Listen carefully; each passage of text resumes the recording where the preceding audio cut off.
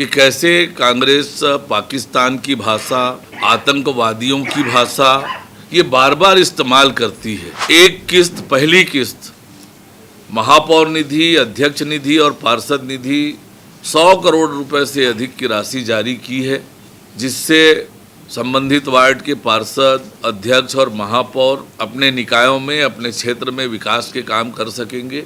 देखिए, कांग्रेस पार्टी की मानसिकता बार बार उजागर हुई है कि कैसे कांग्रेस पाकिस्तान की भाषा, आतंकवादियों की भाषा ये बार बार इस्तेमाल करती है और बार बार इसलिए उनकी मनोदशा, उनकी मानसिकता ये बार बार जनता के सामने उजागर होती है।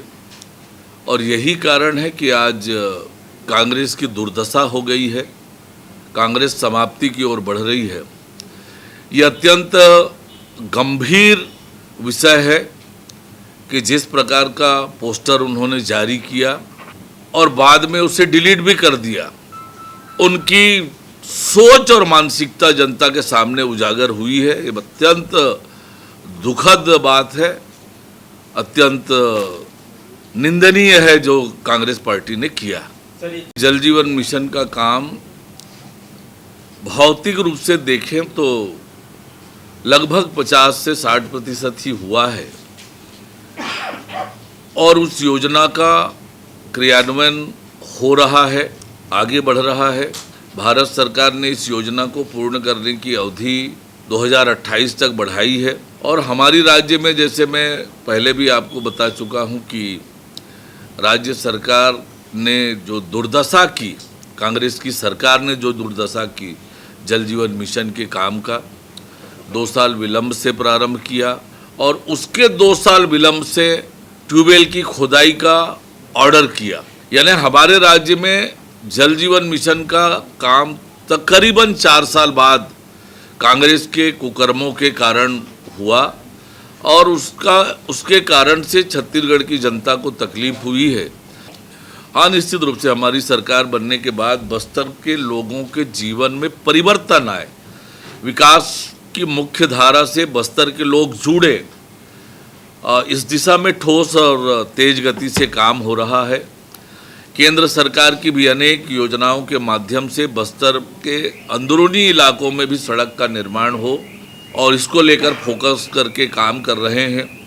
एक तरफ जहां बस्तर में शांति बहाली के लिए काम कर रहे हैं, वहीं बस्तर में विकास आए इसके लिए भी हमारी सरकार काम कर रही है और सड़क भी उसमें से एक महत्वपूर्ण हिस्सा है।